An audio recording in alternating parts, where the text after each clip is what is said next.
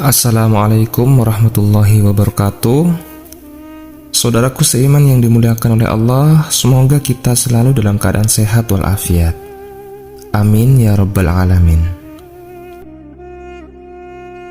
Ada sebuah kisah yang menceritakan tentang awal mula hewan babi ini diciptakan, yaitu terjadi di zaman Nabi Nuh alaihissalam. Ketika Nabi Nuh dan para pengikutnya terombang-ambing cukup lama di atas kapal, mereka merasakan aroma bau kotoran hewan di kapal itu. Semakin hari, kotoran hewan yang ada di kapal itu semakin menumpuk. Selain mengganggu indera penciuman, ditakutkan hal tersebut akan menjadi penyakit untuk penumpang kapal Nabi Nuh itu. Setelah itu, Allah Subhanahu wa Ta'ala memerintahkan untuk menarik atau memeras ekor gajah yang ada di kapal itu. Kemudian muncullah babi jantan dan babi betina. Kedua babi itu kemudian memakan kotoran yang menumpuk di kapal itu hingga kapal itu bersih dan terbebas dari bau tak sedap itu. Babi tersebut kemudian bersin, dan dari bersin babi itu keluarlah hewan tikus jantan dan betina. Lalu tikus itu dengan cepat berkembang biak dan mulai menggigit bagian-bagian kapal yang terbuat dari kayu itu. Nah, karena takut kapal mereka rusak dan tenggelam, akhirnya Nabi Nuh mengerahkan kawanan kucing untuk memangsa tikus-tikus itu. Sampai pada akhirnya, hingga saat ini tikus dan kucing bermusuhan. Entah benar atau tidaknya kisah ini, tapi segala sesuatu yang diciptakan Allah Subhanahu wa Ta'ala pasti ada sebab dan berakhir dengan sebuah akibat. Babi adalah hewan yang memiliki tingkat keharuman yang tinggi dalam Islam. Dalam beberapa ayat di Al-Quran, Allah menyebutkan hewan babi setelah bangkai dan darah.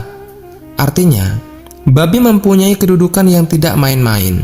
Banyak dari kita umat muslim salah paham tentang haramnya babi.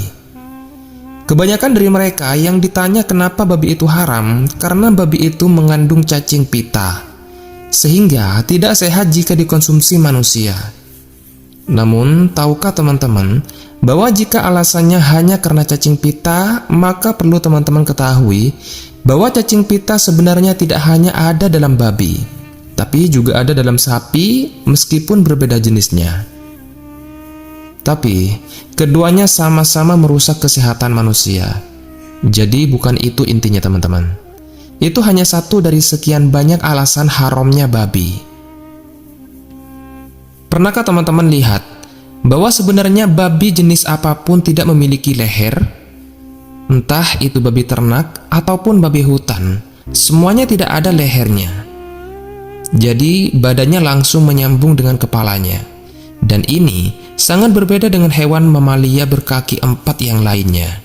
Seperti halnya sapi, kambing, ataupun kerbau, semuanya punya leher kecuali babi. Hal ini membuat kita berpikir bahwa babi itu memang diciptakan bukan untuk dimakan oleh manusia. Karena jika kita ingin makan daging, maka hewannya harus disembelih di bagian leher. Sementara babi tidak ada lehernya. Dan jangan-jangan Allah Subhanahu wa Ta'ala sengaja hilangkan lehernya karena biar tidak dimakan manusia. Ini sebenarnya logika sederhana untuk mereka yang berakal. Para ilmuwan telah menemukan fakta bahwa babi adalah hewan dengan segala keburukan ada padanya. Setidaknya ada 3 keburukan babi yang bisa dikatakan bahwa binatang ini sebagai makhluk terburuk di bumi. Yang pertama, seperti yang telah kita ketahui bahwa babi mengandung penyakit berbahaya bagi tubuh manusia. Cacing pita itu hanya sebagian kecil dari penyakit yang dibawa oleh babi. Cacing pita yang ada pada babi itu berbeda dengan cacing pita pada hewan yang lainnya. Cacing pita ini tidak akan mati meskipun dimasak pada suhu mendidih. Ini perkara yang serius teman-teman. Sementara bakteri dan virus biasanya jika dipanaskan dalam suhu tinggi pasti dia akan mati. Tapi cacing pita ini mungkin adalah suatu kutukan nyata yang ada dalam babi. Mungkin untuk teman-teman bisa dibayangkan, jika kita makan daging babi, belum mati saja tubuh kita akan dipenuhi cacing-cacing yang menjijikkan.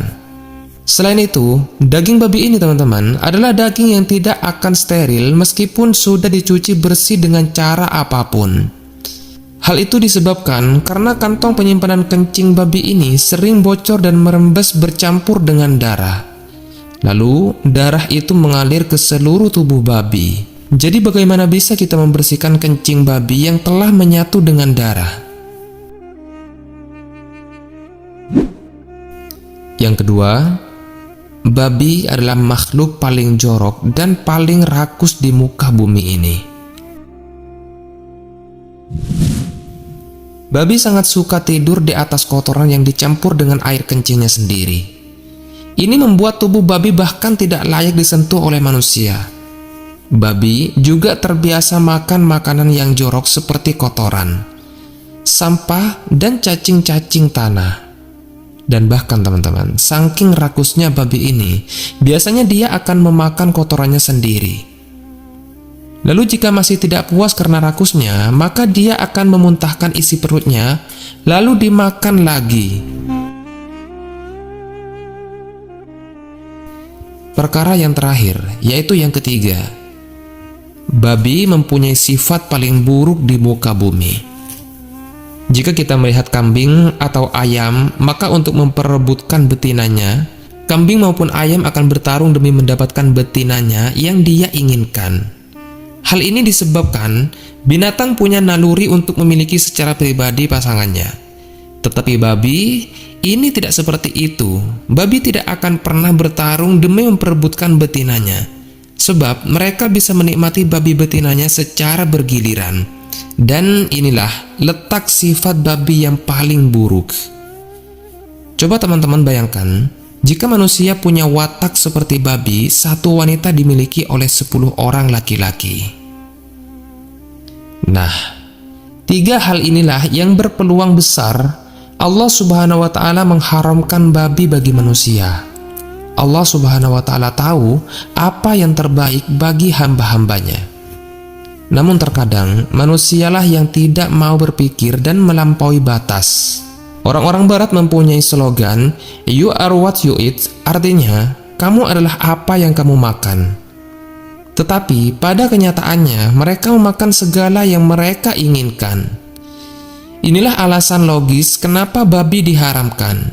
Leher babi sengaja Allah hilangkan, jadi menandakan sebuah isyarat bahwa babi diciptakan bukan untuk dimakan. Namun, bukan berarti semua binatang lain yang punya leher adalah halal. Binatang-binatang lain seperti babi yang mempunyai nilai keharuman yang lebih rendah dari babi, contohnya adalah anjing. Tapi tentu saja meskipun anjing tingkat keharamnya lebih rendah, tidak diperbolehkan dan tidak dibenarkan untuk dimakan. Terutama kita sebagai orang muslim, teman-teman. Dan harus diingat baik-baik, bahwasanya yang Allah haramkan itu pasti lebih sedikit daripada apa yang Allah halalkan. Untuk apa kita makan yang haram? Padahal perbandingan halal dan haram itu 1:100. Saudaraku seiman yang dimuliakan oleh Allah, beberapa waktu lalu ada berita viral tentang restoran yang menjual masakan Padang tapi dengan menu babi. Yang biasanya restoran Padang pasti mengedepankan halalnya. Karena seperti yang orang tahu bahwa Padang adalah salah satu provinsi yang identik dengan Islam dan melarang makanan haram beredar luas di sana. Restoran itu bernama Babi Ambo. Restoran itu menjadi restoran Padang non-halal pertama di Indonesia.